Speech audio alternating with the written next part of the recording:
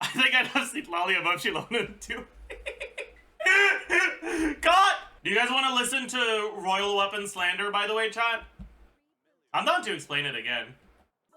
So, the thing that makes Blackcliff weapons bad is that in order... Or sorry, not Blackcliff. My bad. The thing that makes Royal weapons bad is that in order for Royal weapons to give you crit rate, you need to not crit. Which means that in order for you to get value out of the passive, you need to have lower crit rate. The thing is, getting lower crit rate isn't good. Crit rate is a stat that helps you deal damage, and maximizing the amount of crit rate you gain from royal weapons by reducing the amount of crit rate you have in total doesn't actually increase your damage. Like, technically, with a royal weapon, your crit ratio won't be exactly 1 to 2 anymore. It'll be like 1 to 2.2 or some shit, depending on the exact amount of crit you have. But in order for a... Okay, let's say you have 50% crit rate and an R5 royal weapon. Okay? Right? You have 50% crit rate, 50%. The easiest way to think about how much crit rate you're gonna get from royal weapons is to look at it this way. With 5 stacks of 16% crit, that's 80% crit, way over 100%, pretty much no matter what you start with. And so you will reach a point where you're guaranteed to get a crit, right? What that means is that it'll be pretty easy to average the amount of crit rate you have if instead of looking at, okay, how much crit rate do I have on my first hit? Then what are the odds of having more crit rate on that second hit? What are the odds that it isn't? Let's average that, whatever. Instead of looking at it that way, ask yourself, how many hits is it going to take for me to get my first crit? What are the odds I get my first crit on the first hit? Well, it's just the crit rate, right? What about the second hit? Well, in order to get to the second hit to begin with, you need to have failed the first hit.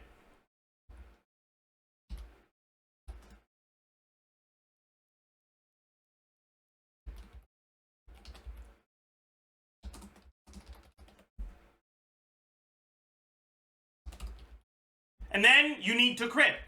But on your second hit, your crit rate is going to be this. It's going to be 66% instead of 50. Alright, what about the odds that you get it on the third hit? Well, you need to have failed the first and second hit. And then you need to get a crit. So it's going to be with 2 stacks of crit rate. So plus 32, 82%.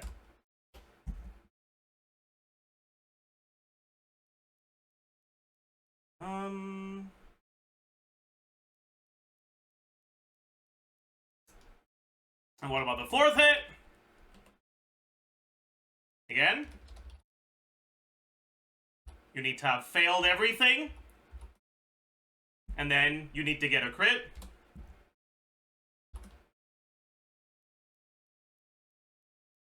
You'll be at 98%.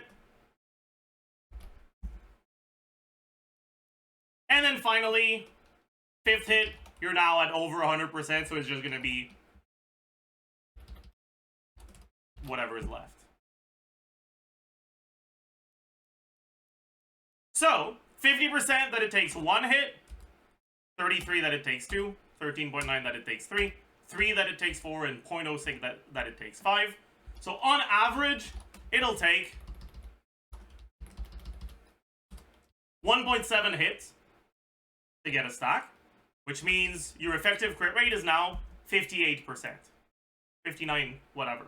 What that means is that R5 Royal Longsword at a crit rate of 50%, which is honestly lower than what you should be at on almost every character, is only giving you 9% crit rate.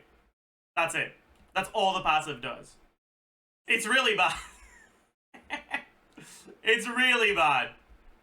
9% crit rate is not a lot of stats from a passive. Can you explain the reason for the 1 to 2 optimal ratio for crit? It boils down to the fact that crit damage is offered at twice the rate of crit rate. The amount of damage you gain from crit is going to be your crit rate times your crit damage, right? Because by default, you get 100% of your damage, right? But when you get a crit, the instead of getting 100% damage, you get 100% plus your crit damage, right? The odds that you get a crit, odds of crit damage, or I guess odds, crit, non-crit, right? The odds that you get a crit are going to be your crit rate. Fuck you. Crit rate. The damage when you get a crit is going to be 1 plus crit damage. Right? The odds that you don't get a crit is going to be, well, 100% minus your crit rate. If you have 66% chance, it means 34% of the time you're not critting. And when you don't get a crit, the damage is just going to be your base damage. And so the total amount of damage you're doing is going to be crit rate times 1 plus crit damage. That's your damage from crits. Plus 1 minus crit rate times 1. That's your damage from non-crits. And if you use basic algebra for that, right? Distribute crit rate into the parenthesis. That's crit rate times crit damage. And this is times 1, so you can just distribute it and not change anything. Plus 1. Oops, I'm an idiot. Crit rate plus crit rate times crit damage plus 1 minus crit rate. You have a crit rate minus crit rate. So it's just crit rate times crit damage plus 1. What that means is that the amount of damage you're gaining from crit is proportional to the multiplication of crit rate and crit damage, right? The number you're trying to maximize, in order to maximize the amount of damage you're getting from your crit, is the result of multiplying your crit rate by your crit damage. That's the larger that number is, the more damage you do. Area optimization problems are very straightforward. Where did that come from? When it comes to something with only 2 dimensions, the largest area is always going to be a square. 3 by 1 is smaller than 2 by 2. And because of that, since what you're trying to maximize is something with 2 dimensions, it's a square, right? So you want to maximize this square. You want to maximize this rectangle, actually, right? But the way to maximize it is to make it a square. Is to make it so that you invest into crit rate as much as you do into crit damage. And the reason why the optimal crit ratio is 1 to 2 is because when you invest 1 point of crit rate, it's equivalent to 2 points of crit damage. Every source of crit rate, equivalent sources that give crit damage will give double, right?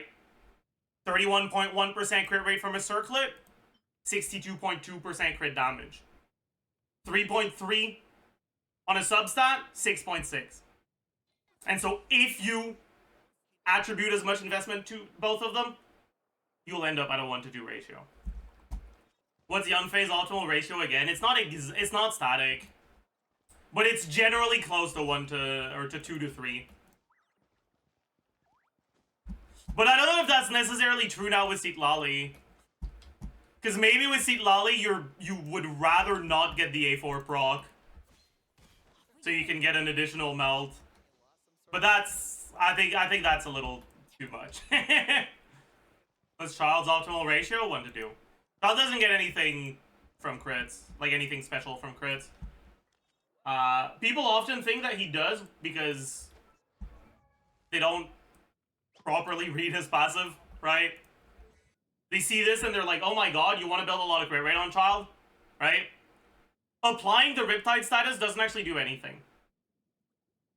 It doesn't do damage. The Riptide is the mark. Like, Riptide status is the mark. And Child does additional things to enemies that have that mark. But the thing is, he only needs to apply it once, and his range stance burst applies it anyways. And even if it didn't, worst case scenario, you take 2 or 3 attacks to apply it instead of 1, and it's not a big difference. So Child doesn't actually get any real additional benefits from crit. Technically, that's not entirely true. Characters with a large front-loaded hit have a little more flexibility in their optimal crit ratios, in the sense that you're not against enemies with infinite HP. You're against enemies with a finite amount of HP. And so, if you're against an enemy where if you crit your burst, you overkill them, but if you don't crit your burst, you don't have enough damage to kill them, you'd rather build 100 crit rate, 120% crit damage, guarantee you get a crit, and you reduce your overall DPS, but because you were overkilling to begin with, you're still killing them. Versus risking not getting a crit and not being able to kill them in one rotation. I'm actually, okay, I'm gonna make a mistake. I'm gonna go take a look at the comments on the Zajef Daily video. Thank you, Seshi. I always appreciate people that provide context for things. Okay, wait, these comments aren't so bad. Actually. Wait, these comments are actually not that bad. Don't scroll too far, true. True. This is actually a very interesting comment. This is very, very untrue. In practice, Farina's C1, in the worst case scenario, is like 30 more damage %. And for most team, it's almost 40. But it seems like the most... Like, most of the people that are angry in the comments are angry at me rating Citlali highly. Citlali is great for the 4 best DPSs in the game, yeah. I'll be honest though, my thoughts have probably changed a bit since then. I think I'd have Citlali above Shilonen too. Cut! Cut! Cut! That might just be Eon-san. I don't know, man. Maybe I'm just too Eon-san pilled. Maoika might go up. Yeah, I'm still not sure about Maoika. I generally prefer supports over carries. The reason why I don't apply that to Neuvillette is because of how well he functions with the most bare bones bullshit on your account. Like, give him Kachina, Animo MC, and Hydro Resonance with Barbara, and he's a decent carry. He's Omega Brain Dead to play. Yeah, it's because the main reason why I value supports more highly is because they help much more with your team building than carries do generally. But Neuvillette helps you even more with your team building because he can work with anything. That sounded like very 40k DPS. Yeah, like obviously, if you're using 3 dogshit units, the team will be worse than if you're using 3 good units. But with Neuvillette, because it's so much easier to get closer to actual sheet DPS on Neuvillette compared to other carries, you actually do get 40k DPS. And the thing is, 40k DPS is more than enough for pretty much any DPS check in the game if you actually get that much DPS in practice. The problem is that you never do, right? You never get sheet DPS in practice. Because even if you play perfectly, enemies are not target dummies that just stay there and wait for you to deal your damage. But Neuvillette is a carry that gets as close as possible. That gets the closest to his cheat DPS in practice.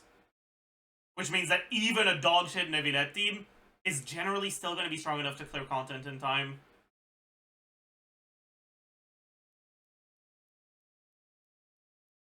To be honest, every day I play Nevinette, I'm playing it worse. Yesterday I cancelled 4 charge attacks. Nice.